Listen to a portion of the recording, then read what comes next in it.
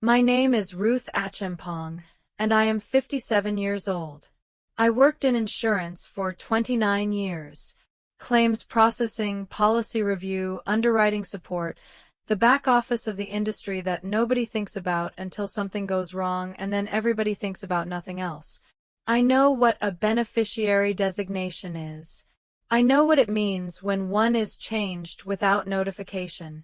I know what the phrase prior to death of the insured means in the context of a policy update, and exactly how much time a person has to challenge it, and under what legal circumstances that challenge can succeed.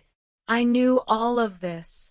I had processed enough claims to know it in the way that surgeons know anatomy, not as information you look up, but as the structure of the world you move through every day. And when my husband of 23 years changed the beneficiary on his $800,000 life insurance policy 18 months before he died, I did not find out until after the funeral, when a woman I had never heard of called the insurance company to file the claim. Her name was on the policy. Mine was not. What happened next is not a story about grief, though grief is in it. It is not a story about betrayal, though betrayal is in it.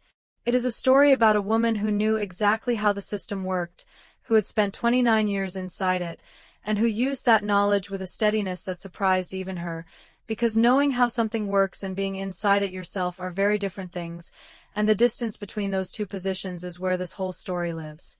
Welcome to Calm Drama Stories. My name is Ruth, and this is the channel where women who thought they understood the rules discover that the rules apply to their own lives too, and that applying them correctly, in the right sequence, with the right documentation, is the only way to make them work for you rather than against you. If you are new here, subscribe and drop your city in the comments. Stay with me. This story starts at a funeral and ends in a settlement, and the distance between those two places is 29 years of professional knowledge and one filing cabinet I kept at home that my husband did not know about. Let me tell you about Bernard first.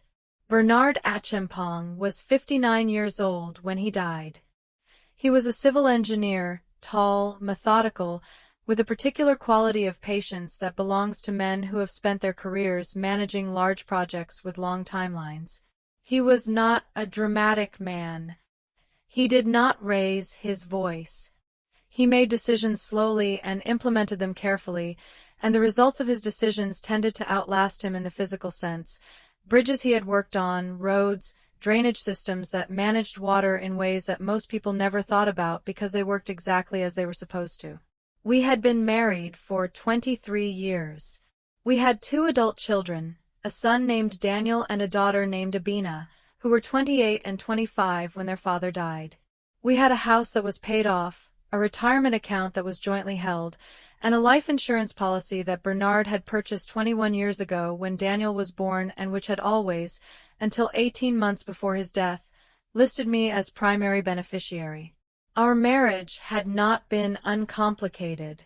I want to say this because I think the uncomplicated version of this kind of story is dishonest, and I am not interested in dishonest versions of things. Bernard and I had been through periods of distance, of difficulty, of the specific kind of disconnection that happens to people who have been raising children and working full-time and managing a life for 2 decades and have gradually forgotten to tend the thing between them. We had also been through repairs. We had worked at it. By the time Bernard was diagnosed with a heart condition that eventually killed him, 18 months before his death, I would have said that we were in a good place, that the distance had closed, that the 23 years were something we were both invested in continuing. He did not tell me about the diagnosis immediately. He told me 6 weeks after he received it, which I understood as the thing men of a certain generation do with frightening information. They carry it alone for as long as they can, not from cruelty, from the belief that protecting the people they love means not alarming them until the picture is clearer. I understood this about him. I was not angry about the 6 weeks.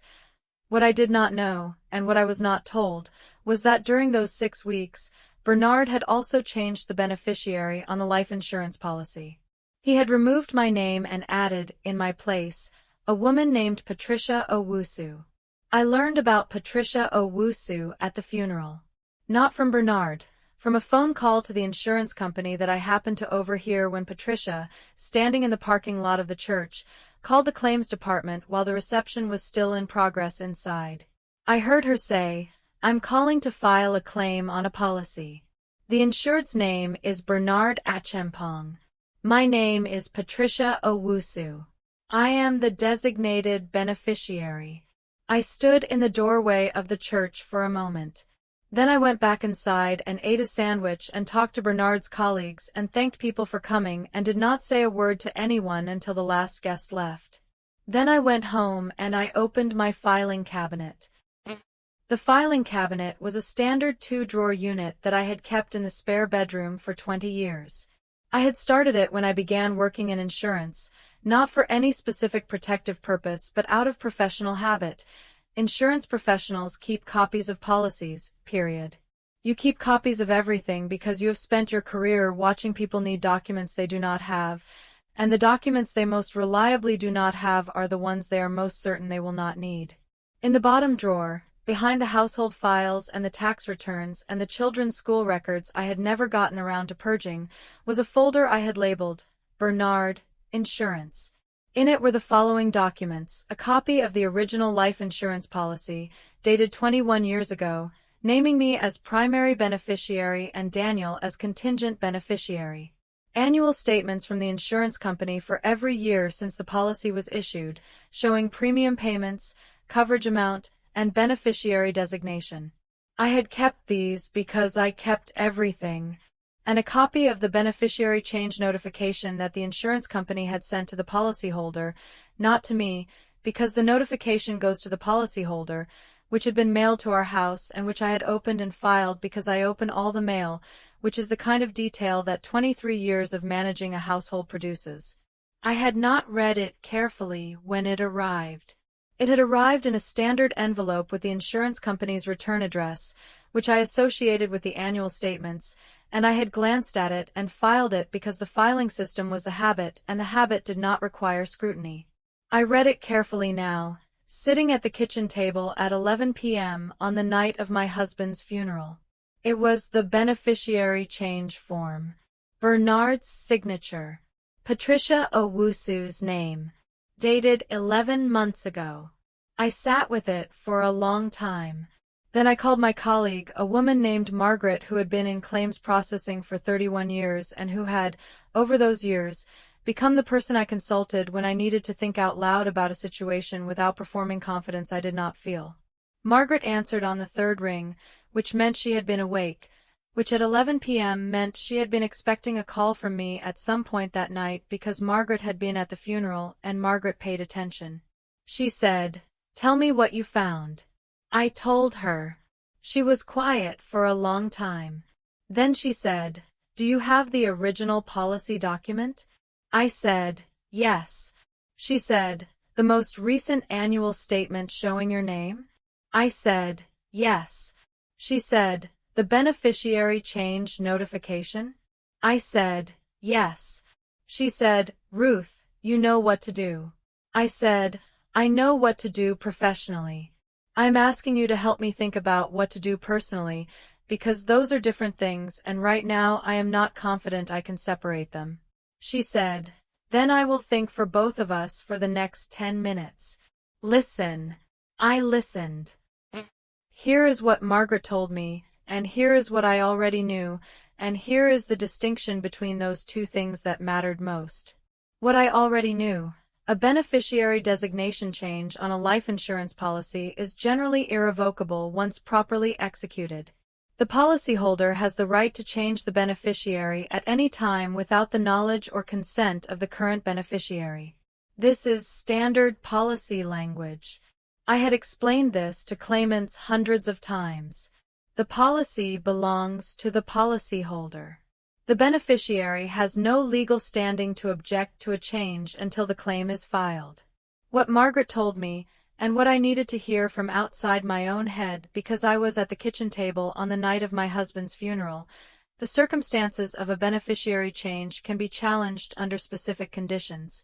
If the change was made under undue influence, if someone had manipulated Bernard into making it, If the change was made when Bernard lacked capacity, if the diagnosis and any associated treatment had affected his judgment, if there was fraud involved, if the change had been made without Bernard's genuine informed consent.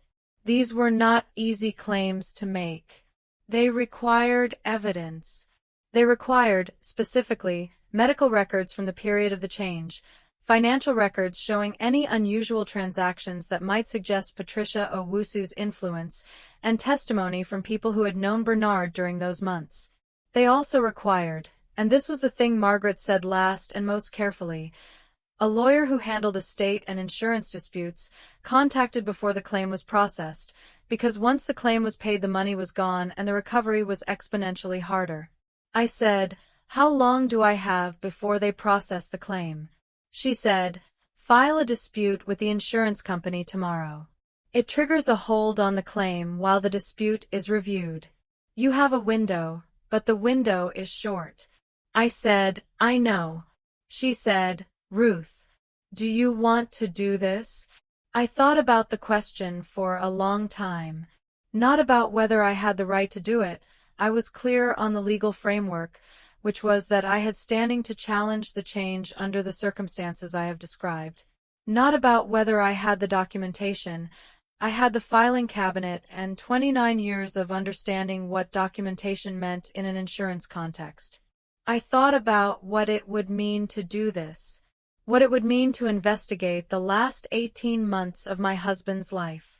What I might find. What I was willing to find. I said, "He was my husband for 23 years. Whatever else is true, he did not leave me the house or the retirement account to be managed correctly. He left me the filing cabinet without knowing what was in it. And if what happened to this policy happened under circumstances that the law recognizes as problematic, then I am the only person with the standing and the knowledge to do anything about it." Margaret was quiet. I said, "My children are going to want to know what happened. I want to be able to tell them accurately." She said, "Then file the dispute tomorrow." I filed it the next morning from my home office, before I had breakfast, in the specific professional language of the industry I had worked in for 29 years. I cited the documents I had. I noted the timeline. I requested a hold on processing pending review. I attached a copy of the original policy, the most recent annual statement, and the beneficiary change notification. Then I called a lawyer. Her name was Josephine Addo. She was a 54-year-old attorney who specialized in insurance disputes and estate litigation, with a practice in Columbus that a colleague from my company had recommended when I called and said I had a situation. I described it to her in the same professional language I had used in the dispute filing, because that is my native language in these matters, and because translating it into non-technical terms would have taken time I did not have and added an emotional layer to the description that I was not ready for. Josephine listened. When I finished, she said, "You filed the dispute this morning?" I said, "Yes." She said, "Good. That was the right first step. Now tell me about the woman." I said, "Patricia Owusu. I know her name and that she was at the funeral. I do not know anything else." Josephine said, "How did she come to be at the funeral?" I said, "I don't know. My husband's family organized some of the guest list for the reception. She may have come through them. I didn't speak to her. I heard her in the parking lot." Josephine said, "Did your husband ever mention her name to you?" I said, "No." She said, "Did you have any indication, in the period between the diagnosis and his death, that he was in a relationship with another person?" I said, "I suspected at certain points that something was different. Not a specific suspicion of another person. A general sense that he was managing something I was not being included in, beyond the medical situation itself." Josephine was quiet for a moment. Then, "You suspected but you did not investigate." I said, "I chose not to. We were managing a terminal diagnosis. I made a decision to focus on what was in front of us rather than pursue something I could not confirm. She said, "That decision is understandable. It may also be relevant to the challenge, because it establishes that you had no knowledge of the relationship during the period when the beneficiary change was made, which supports a claim that the change was concealed from you." I said, "Concealment is not automatically a legal violation in beneficiary designation changes." She said, "No, but it is context. And context matters in undue influence and capacity claims." I said, "What do you need from me?" She said, "Everything you have. The policy documents, the annual statements, the change notification. Bernard's medical records from the diagnosis forward. You'll need to request those. Any financial records you can access showing unusual transactions in the 18 months before his death. Any correspondence, text messages, emails that might reflect his state of mind during that period. And the names of people who knew him well enough to speak to his capacity and his judgment during those months."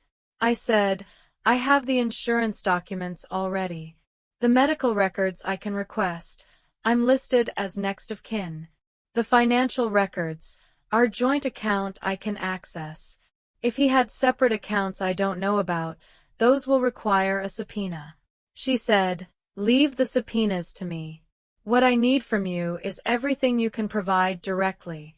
I went home and I opened the filing cabinet and I started. What I found in the next 3 weeks was the picture of an 18-month period in my husband's life that I had been present for and had not fully seen. The medical records came first. Bernard had received his diagnosis in March, a significant cardiac condition, the kind that is manageable with aggressive treatment but that carries a shortened life expectancy that is honest and uncomfortable. His cardiologist had documented the diagnosis and the treatment plan and the prognosis conversations in detailed clinical language that I read with the specific attention of a person who is learning something they should have been told. He had been told the prognosis in the first appointment. He had not told me for 6 weeks. During those 6 weeks, according to the medical records, he had had 3 additional appointments. He had adjusted his medication protocol. He had also, I learned from a note in the cardiologist's file about a referral to a counselor, been referred for emotional support in managing end-of-life planning. The counselor's name was not Patricia Owusu. I learned who Patricia Owusu was from the financial records. Josephine's subpoena produced records from a checking account I had not known existed, a personal account Bernard had opened 8 months before the diagnosis, which had been receiving regular transfers from his individual retirement account in amounts that were below the threshold I would have noticed on the joint account statements. Over the 18 months between the diagnosis and his death, $47,000 had moved from that account to transactions associated with Patricia Owusu's address. I sat with that number for a long time. Then I kept reading. Patricia Owusu was 51. She had known Bernard, according to the phone records Josephine obtained, for approximately 3 years, 2 years before the diagnosis. The relationship, from the frequency and timing of the calls, appeared to have intensified significantly after the diagnosis. Here is the thing I want to say about this because I think it is the most important thing and I want to say it carefully. I do not know what Bernard was thinking. I do not know what he told Patricia, or what she told him, or what the nature of their relationship was in its full texture. I know the facts, the duration, the financial transfers, the beneficiary change, the phone calls. I know the shape, which is the shape of a man who was facing his own death and who had made decisions in response to that fact that he had not discussed with his wife. I was angry. I want to say that clearly, because this story risks sounding clinical if I do not acknowledge the part that was not clinical. I was angry in a very specific way, not the hot, immediate anger of betrayal discovered in the moment, but the slower, colder anger of a woman who had been managing a household and a marriage for 23 years and who had made a decision, when she suspected something was different, to stay present and not investigate, and who had been managing a terminal diagnosis alongside a man she loved, and who found out 3 weeks after his funeral that the last 18 months of his life had contained a financial commitment to another person that she had not been told about, and that had been formalized in a legal document that removed her from $800,000 of coverage. That anger was real. I processed it in the way I process things, not with confrontation, because there was no one to confront because Bernard was dead, but with work. The work of building the case. The work of understanding exactly what had happened and what I could do about it. Josephine filed the formal challenge 6 weeks after the funeral. The grounds were threefold. First, undue influence. The evidence of Patricia Owusu's intensified involvement following the diagnosis, the financial transfers in her favor, and the timing of the beneficiary change, which occurred 10 months into the diagnosis, during a period when Bernard's medical records showed significant emotional distress and increased reliance on outside counsel, supported an argument that the change had been influenced by a party with a financial interest in the outcome. Second, capacity.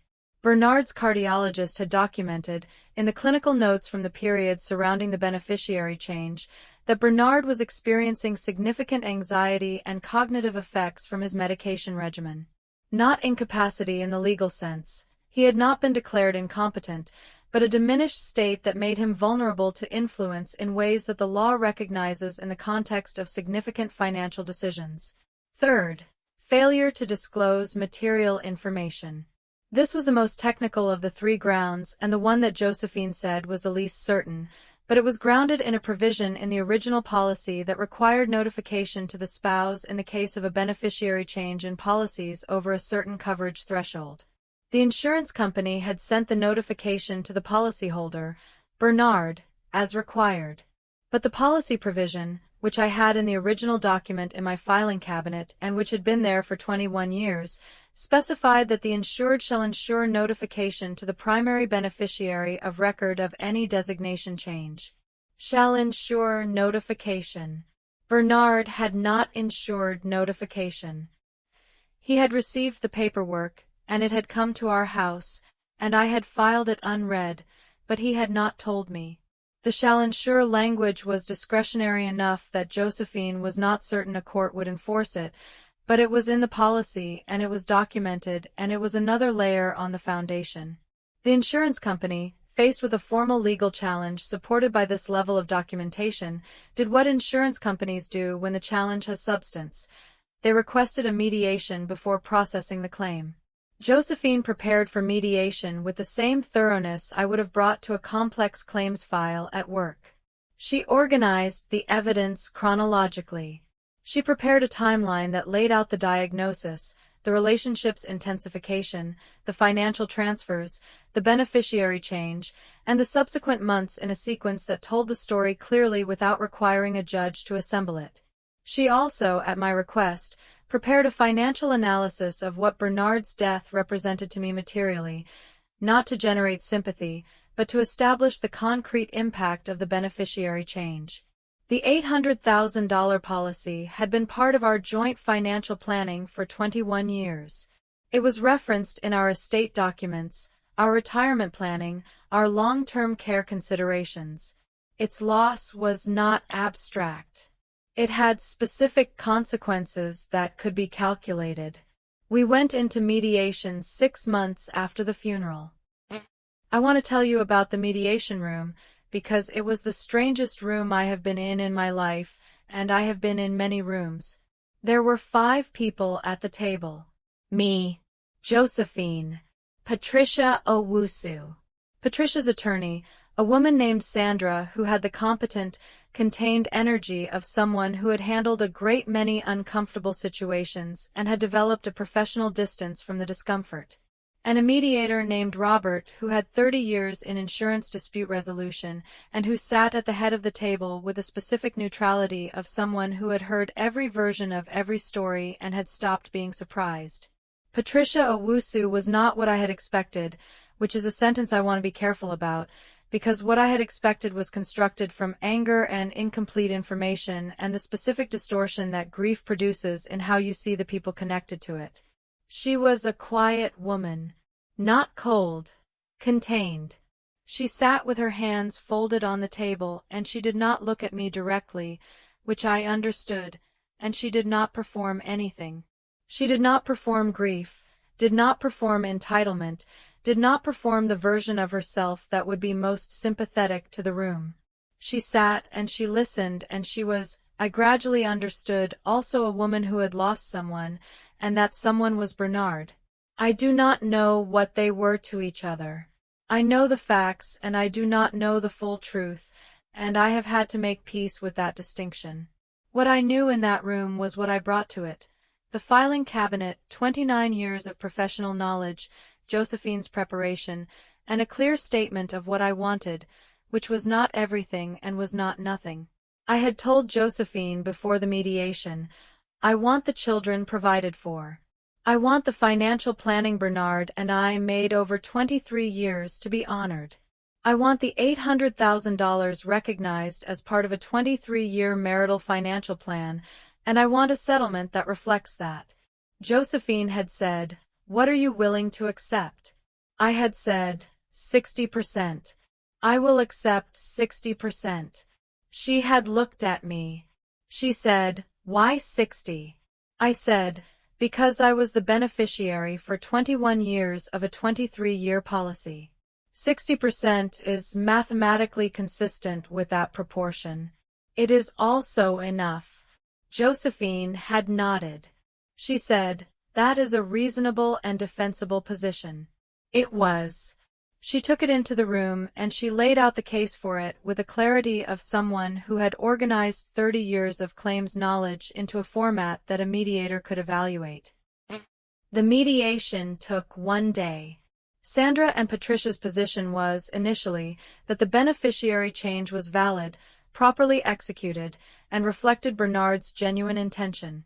They had evidence of the relationship's duration and sincerity. They had Bernard's own documentation of the change.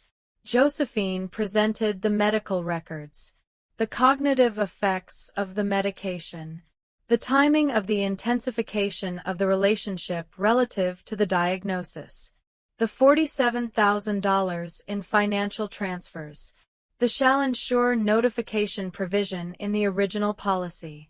Sandra was quiet for a long time after the financial transfer documentation was presented. She and Patricia spoke privately during a recess. When they came back, Sandra's posture had changed in the specific way that happens when an attorney has assessed the landscape and decided the landscape requires a different approach. They offered 50%. Josephine looked at me. I shook my head. She said, 60. 3 more hours of negotiation. The mediator moved between rooms the way mediators do, not adjudicating, facilitating. Robert had done this for 30 years. He understood the terrain. At 4:30 in the afternoon, Sandra came back with 60%. I said yes. The settlement was $480,000 to be paid from the policy proceeds, with $320,000 going to Patricia Owusu. An additional provision distributed Bernard's individual retirement account, the one that had been funding the transfers, equally between Daniel and Abina, which Josephine had negotiated as part of the overall settlement to protect the children's position. I drove home from the mediation on a Tuesday afternoon in March. The road was dry and the light was long the way it is in early spring when the days are getting longer but the warmth has not arrived yet. I thought about Bernard. Not with anger. I had processed most of the anger in the 6 months of preparation, in the long evenings of reading medical records and financial statements and building with Josephine what the room needed to see. I thought about him with a specific complexity of 23 years and a terminal diagnosis and decisions I did not fully understand and would never be able to ask him about. I thought about the 6 weeks he had not told me. I thought about the 6 weeks I had known something was different and had decided not to investigate. We had both made decisions about what to know. The decisions had consequences.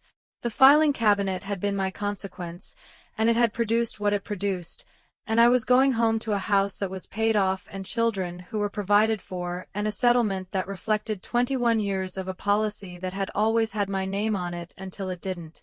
That was enough. Not clean, enough.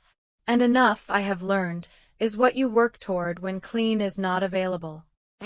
I want to tell you what I know about beneficiary designations, because I think this is the most practically useful thing I can offer, and after 29 years in insurance I have opinions. Review yours. Tonight. Not this week. Tonight. A beneficiary designation controls who receives the proceeds of a life insurance policy, a retirement account, a bank account with a transfer-on-death provision, any financial instrument that has a named recipient. It does not go through your will. It does not respond to your estate plan. It goes directly to the named person, regardless of what any other document says. If your spouse, or your parent, or your partner, or anyone who has named you on a financial instrument changes that designation without your knowledge, you have limited recourse under most circumstances. The recourse that exists requires specific grounds and specific evidence and specific timing, and I know this because I spent 29 years processing claims from the other side of the table. Review every policy, every retirement account, every financial instrument in your household. Know who is named. Know the amounts. Make a copy. Keep it somewhere. Not because you expect betrayal. Because the designation can be changed by the policy owner at any time, and you only find out when the claim is filed, and by then your window is very short. I had the filing cabinet. I had the professional knowledge. I had the documents. Most people have none of these things, and they sit across from a claims adjuster after funeral and learn what I spent 29 years explaining to other people, and they learn it in the worst possible context. Do not learn it that way. Review your policies tonight. Make the copies. Keep the folder. If you're the person who manages your household's finances, make sure your partner knows where the documents are. And if you are the person who does not manage the finances, ask. Specifically, what policies exist? Who is named? Where the documents are? You deserve to know. It is your life too. I retired from insurance 8 months after the mediation. Not because of what happened, because 29 years was enough and I had planned to retire at 58 and the plan was still the plan. I spend my time differently now. I am teaching a financial literacy course at a community center 2 afternoons a week, for women, focused specifically on insurance and beneficiary designations and the documents that most women in long-term relationships have never read. The class is free. It fills every session. The women who come are various. Some are recently widowed, some are going through divorce, some are in marriages they feel uncertain about and want to understand their position. Some are simply women who have realized, at 50 or 60 or 70, that they have been inside a financial structure for decades and do not fully understand its terms. I tell them what I know. I explain beneficiary designations in plain language. I bring sample policy documents and walk through them clause by clause. I explain what the phrases mean, the shall ensure language, the contingent beneficiary provision, the automatic revocation clauses that some states have for divorced spouses and some do not. I explain what a transfer-on-death account is and how it works and why it matters. And then I tell them to go home and look at every financial document in their household and find out whose name is on it. Most of them do not know. Most of them have never looked. This is not their fault. Nobody told them to look. The industry does not advertise the fact that a beneficiary designation can be changed by the policy owner without the beneficiary's knowledge, because that is not a selling point. The lawyers do not proactively tell their estate planning clients that the designation on the life insurance policy supersedes the will unless the client specifically asks, because most clients do not ask. I tell them everything I know, which is what 29 years and a filing cabinet and a Tuesday afternoon mediation built in me. Daniel and Abina know the full story. I told them 6 weeks after the mediation, when the settlement was finalized and the documents were signed and there was nothing provisional about any of it. I wanted them to know in the right sequence, after the legal situation was resolved, not during, because the during would have added their anger to mine and I had needed mine to be cold and precise. Daniel was quiet for a long time after I told him. Then he said, "Did you know about her before the funeral?" I said, "No." He said, "But you suspected something." I said, "I suspected something was different. I did not investigate." He said, "Why?" I said, "Because I was managing a terminal diagnosis alongside your father, and I made a decision to focus on what was in front of us. I do not know if that was the right decision. I know it was the decision I made." He was quiet again. Then, "What happens to us now?" "With the settlement?" I said, "The retirement account is split between you and your sister as part of the settlement agreement. The house is mine. The policy proceeds, my share, I am keeping as retirement income. Your father's financial planning for you both is intact." He said, "What about her?" "Patricia." I said, "She received her share. That is settled." He nodded. He did not say anything about whether that was fair or unfair, which is the right response, because fair is not a category that cleanly applies to what happened, and I had not wanted to model for my children that it was. Abina asked me, separately, whether I hated her father. I said, "No. I am angry about some of what he did, and I am sad about how the end of his life went, and I am at peace with the fact that I did what I could with what I had." "Those are all true simultaneously," she said. "How do you hold all of that at once?" I said, 29 years of processing other people's worst situations teaches you something about the range of things that can be true simultaneously.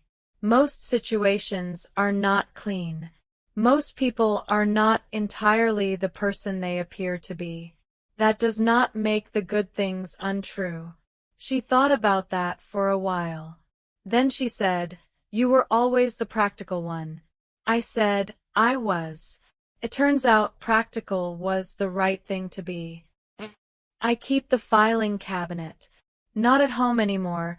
I moved it to a storage unit when I downsized after the settlement, along with most of the furniture I did not want to carry into the next part of my life. But I kept the cabinet. I kept it because the habit it represents, the professional habit of keeping the record, of knowing what you have and where it is and what it means, is not something I am willing to retire from, even if I have retired from the job. I have added one new folder to it. I labeled it Mine. In it are the documents that belong to the next chapter, the settlement agreement, the policy that now has only my name on it, the retirement account that I manage for myself, the deed to the house in my name. Mine. My name. My documents. My folder. The filing cabinet is metal, gray, unremarkable. It has been in various rooms of various homes for 29 years. It has held the tax returns and the school records and the household paperwork and, at the back of the bottom drawer, the insurance policy with my name on the original beneficiary line. It held the case. The case held the settlement. The settlement held the future. That is what I keep it for. That is my story. 29 years in insurance. One filing cabinet. One beneficiary designation changed without my knowledge. One dispute filed the morning after the funeral, in the professional language of an industry I had spent my career inside. One attorney named Josephine. One mediation room on a Tuesday in March. And a settlement of $480,000 that reflected 21 years of a policy that had always, until it didn't, had my name on it. If you have life insurance in your household, your own or someone else's, check the beneficiary designation this week. Not this month. This week. Write down what it says. Make a copy. Put it somewhere you will find it. If you do not know where the policies are, find out tonight. Ask the question. You are allowed to ask. It is your life, and the designation on that policy is a decision about your life, and you deserve to know what it says. Drop your city in the comments. Tell me where you are watching from. And if this story is for someone you love, someone who has been trusting the room without reading the documents, share it with them. It might be the most useful thing you do for them this week. Subscribe if you are new here. I will see you in the next one. And review your policies tonight. I am serious. Tonight. Let me take you back to the night of the funeral, because I have told you what I did, and I have not told you what that night actually felt like, and I think the feeling matters as much as the sequence. I had been in my house for 12 years. Bernard and I had moved into it when the children were still in school, and we had filled it the way families fill houses, slowly, with the accumulation of the ordinary. The furniture arranged and rearranged. The kitchen organized and reorganized. The walls marked at heights by pencil lines we had made for Daniel and Abina until they stopped growing, and which we had never painted over because they were the kind of thing you do not paint over. I walked through the house that night, after the last guest left, with the light off in most of the rooms. Not from grief exactly, from the specific awareness that the house was the same house it had been that morning, and everything inside it was also the same, and Bernard was not there, and had not been there for 4 days, which was long enough for his absence to have started becoming the new fact of the rooms. I walked through the kitchen, the living room, the hallway. I walked past the spare bedroom where the filing cabinet was. I did not stop. I kept walking. Then I went back. I opened the bottom drawer. I found the folder labeled Bernard, Insurance. I took it to the kitchen table and I sat down and I turned on the light over the table, the specific warm light that we had always had on in the evenings because Bernard did not like overhead lighting, and I read. Here is what I want to say about that moment. It was the least dramatic moment of that day, which had been full of dramatic moments. The church, the graveside, the reception, the parking lot where I had heard Patricia Owusu on the phone. Those moments had required me to be present in a public way, to receive condolences, to thank people for coming, to hold the day together for my children. The kitchen table was where I stopped performing the day and started doing the work. And doing the work, in the worst moment of the year, was the most stabilizing thing available to me. Not because it numbed the grief, it did not. Because it gave the grief somewhere to go. Into the documents. Into the questions. Into the specific and answerable problem of what had happened and what could be done about it. I am a woman who thinks through doing. The filing cabinet gave me something to do at 11 p.m. on the night of my husband's funeral, and that is a gift I had given myself 29 years ago without knowing I would need it. I want to tell you about Margaret, my colleague, because she is part of this story in a way I have not fully described. Margaret and I met in 1998 in the claims department of a mid-size insurer in Columbus. She was 5 years ahead of me in the industry and had the specific authority of someone who has already made every beginner's mistake and does not need to make them again. She was not warm in the first impression sense. She was accurate, which I came to understand was a better quality for a person in this kind of work. We had been colleagues for 26 years. We had processed thousands of claims together, in parallel, consulting on the difficult ones. We had developed, over those 26 years, a professional shorthand that allowed us to communicate in abbreviated form about complicated situations. When I called her at 11 p.m. on the night of the funeral, she answered in 3 rings and said, "Tell me what you found." That sentence, not "How are you?" not "I am so sorry," not "What a day," was the right sentence for Margaret to say to me at 11 p.m. on that night.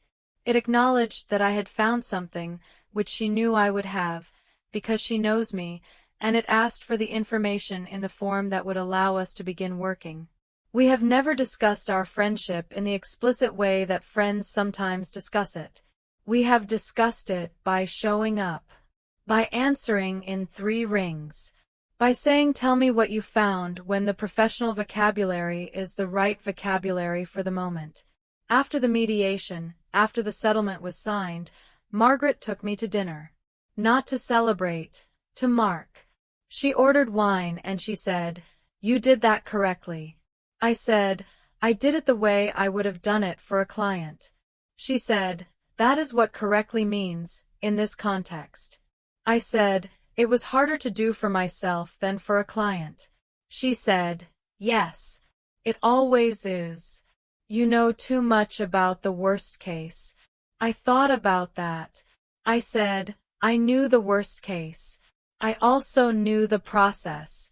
And the process is what you have when the worst case arrives." She said, "That is exactly right." We drank our wine. We talked about other things, her own retirement plans, a case we had both worked on 20 years ago that we still thought about, the specific texture of the industry we had spent our careers in. We talked the way people talk when the difficulty has passed and the outcome is determined, and what is left is the accumulated weight of knowing each other well across a long time. She is one of the best colleagues I have had. She is one of the best friends I have had. Those are not the same thing and are not in conflict.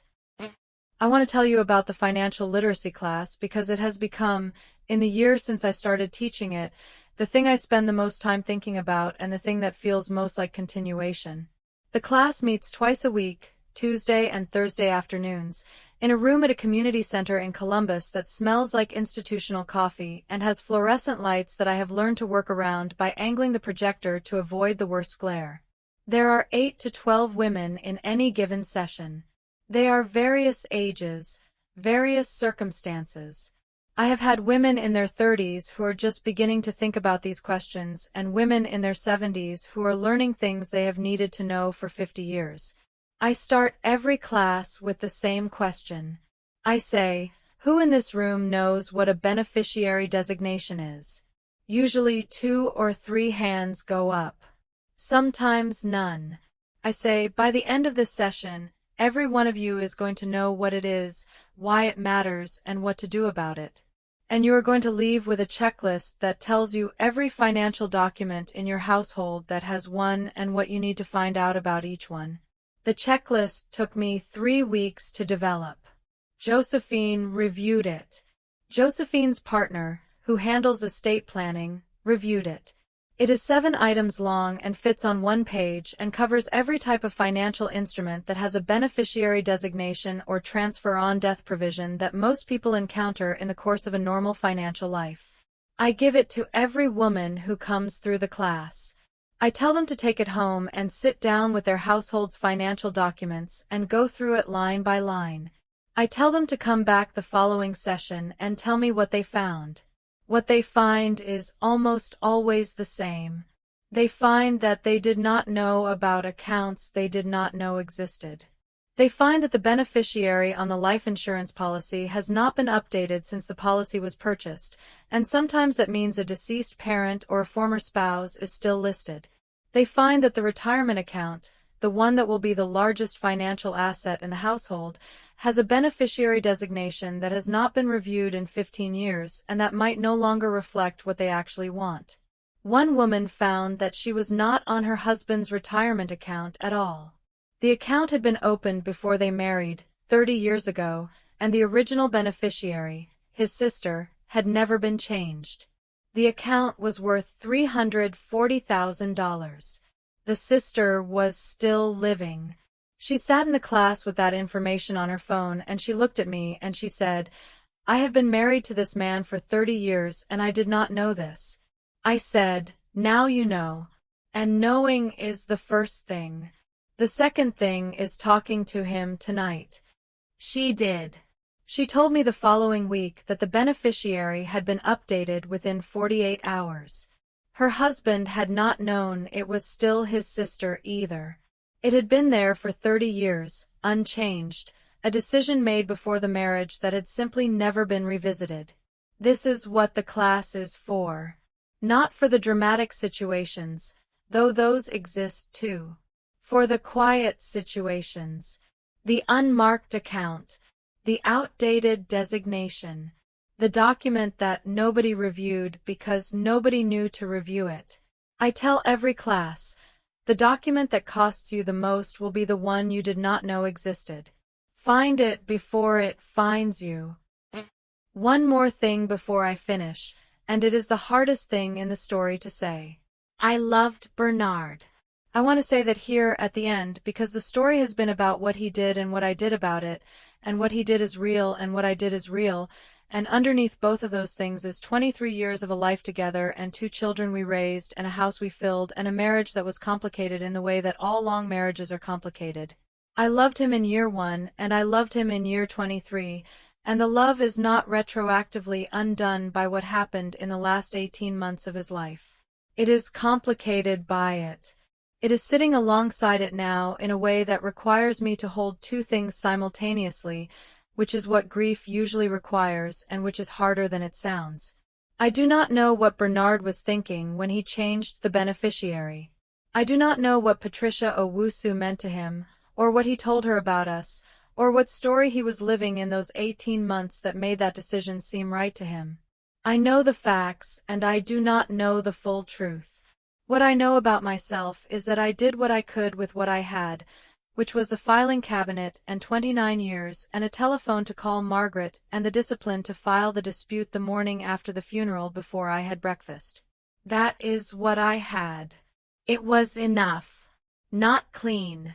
Not the ending I would have written, but enough and real and mine. The house is still paid off. The children are provided for. The settlement is deposited. The filing cabinet is in storage with a new folder labeled mine. And twice a week I sit in a room with fluorescent lights and institutional coffee and I tell women what I know, which is, the document controls the outcome.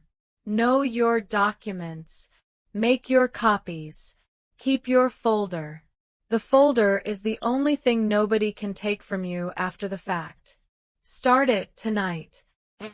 I want to tell you about the claims I processed in my career that I still think about. Every person who works in insurance long enough has a set of cases that stay with them. Not because they are the worst ones become data, eventually processed into the category of human capacity for catastrophe that you learn to hold professionally without letting it hollow you out. The ones that stay are the instructive ones. The ones where the outcome was determined not by the event but by the documents, and where the documents were either there or not, and where the presence or absence of the documents is the whole of the story. I have 3 that I think about most. The first was in my 7th year. A widow who came in after her husband's death with no copies of any financial documents. She had been married for 40 years. She had never managed the finances. She did not know what policies existed, who was named, where the accounts were. The estate was larger than she realized, and some of it went to places she had not anticipated, because the designations had been made decades ago and nobody had reviewed them. It took 14 months to sort out. Some of it could not be recovered. I thought about her for years. The second was in my 15th year. A woman who had been through a divorce and who had not removed her ex-husband from the beneficiary designation of her life insurance policy. She died unexpectedly. Her children, whom she intended the proceeds for, received nothing.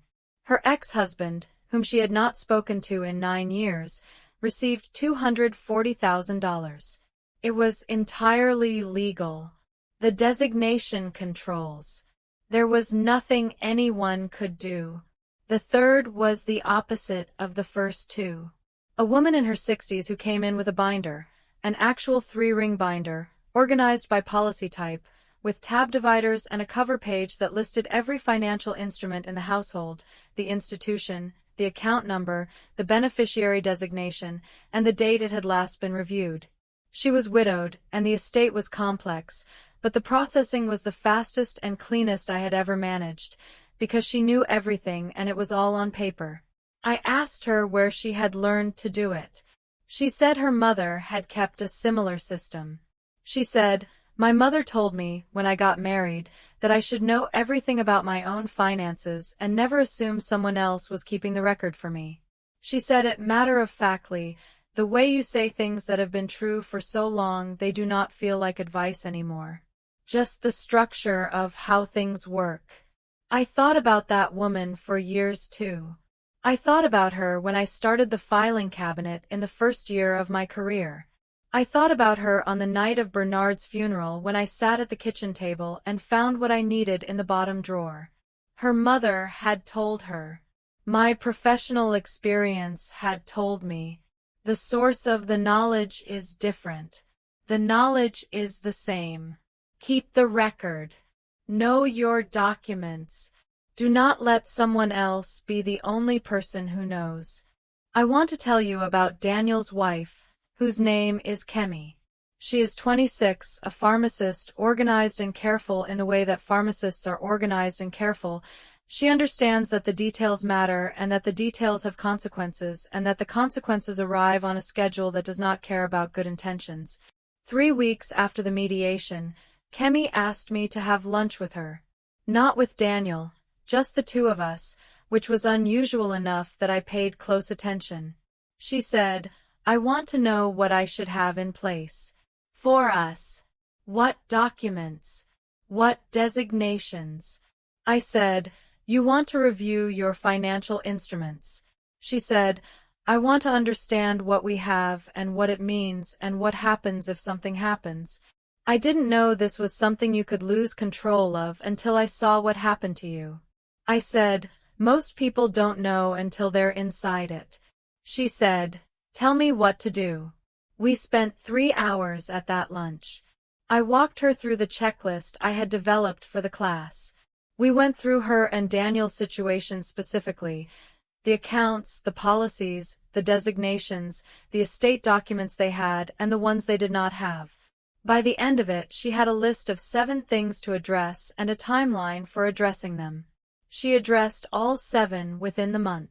She sent me confirmation emails for each one, which she did not have to do and which made me like her very much. She said, in the last one, thank you. I feel like I know where I am now. I said, that is exactly the right feeling. Keep it current. Review every year. She said, I will. I believe her. She is the kind of person who does what she says she will do, which is not as common as it should be, and which I have come to recognize quickly. She is also, in the most direct sense, the continuation of what Bernard and I built, the next generation of the family he and I made, the one that will outlast us both. I want her to have what I had, which is the knowledge, and I want her to have it sooner and with less cost than I had it. She has it now. She knows where she is. That is the best outcome I could have produced from the worst year of my life. The financial literacy class had its first anniversary last month. I brought pastries, which the women in the class appreciated more than I expected, because it turns out that a room of women who have come to learn about beneficiary designations on a Tuesday afternoon is also a room of women who are relieved when someone brings food and acknowledges that what they are doing is hard and important and worth a small celebration. I gave a short summary of the year. 43 women had come through the class. 3 of them had found outdated beneficiary designations that would have had significant unintended consequences. 2 had discovered accounts they did not know existed in their households. 1 had found that she was the beneficiary of a policy her mother had taken out 30 years ago that she had never known about, which was a good surprise, $85,000 that she had no idea was coming. Several had simply organized their documents for the first time and understood their own financial situation with a clarity they had not had before. I think that is the most important outcome, more than any single discovery. The clarity. The feeling that Kemi described, knowing where you are. That feeling is what I am teaching.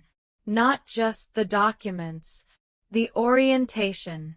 The sense of your own position in your own financial life, which is a thing that belongs to you and that you can understand if someone shows you how. I am showing people how. That is what the next chapter looks like. There is a woman in the current class named Grace. She is 63, recently separated, in the process of learning what she owns and what she is owed for the first time in 35 years. She comes every Tuesday and Thursday. She takes careful notes. She asks good questions. Last week she stayed after class and asked me, "How do you not feel angry?" I said, "About what?" She said, "About everything. Your husband. What he did. You had to learn this through the worst possible experience. Doesn't that make you angry?" I thought about how to answer honestly. I said, I was angry. I processed the anger by working. The work was building the case, and the case was built, and the case produced an outcome, and the outcome is as good as it was going to be. The anger had somewhere to go, and it went there, and what is left is not exactly peace, but it is forward. She said, "Forward." I said, "The alternative to forward is staying in the place where it happened, and I have things to do." The class. The folder that is labeled mine. The house. The children. The next chapter. She said, "I want to have a next chapter." I said, "You are building it. You are in this class, and you are asking the right questions, and you are finding out what you have. That is the beginning of the next chapter." She nodded. She collected her notes. She went home, I assume, to the work of understanding her own position. That is what I want for her. What I want for all of them. Not vindication. Orientation. Not revenge. Knowledge. Not the satisfaction of a dramatic confrontation, the quiet, durable satisfaction of knowing where you are and what you have and what it means. That is what the filing cabinet gave me. That is what I am giving forward. The folder labeled mine is in storage with the filing cabinet. I have not looked at it since I put it there 8 months ago, when I moved into the smaller house I am living in now. But I know it is there. I know what is in it. I know it is accurate. That is the whole of it. Know what you have. Know where it is. Know what it says. And if someone asks you what is in the folder, you should be able to answer without looking. I can answer. Can you? I want to close with something that happened in the mediation room that I have not yet told you, because I held it back until the end for a reason. After the settlement was agreed, after Sandra and Robert and Josephine had worked through the numbers and the provisions and the language of the agreement, there was a pause before we signed. A natural pause, the kind that happens in rooms where something significant has just been decided and the people in the room are absorbing it before they put ink to paper. In that pause, Patricia Owusu looked at me for the first time in the entire day. She looked at me the way a woman looks at another woman when the legal structure has been stripped away and what remains is just the human situation. She did not say anything. I did not say anything. We looked at each other for approximately 4 seconds, which is a very long time, in a conference room, in silence after a full day of mediation. Then she looked away. Then we signed. I have thought about those 4 seconds many times since. I have thought about what was in them, not what she was thinking, I do not know that, but what the 4 seconds contained objectively. 2 women who had both loved, in different ways and with different knowledge, the same man. 2 women who were sitting in a conference room because that man had made decisions in the last year and a half of his life that he had not fully disclosed to either of them.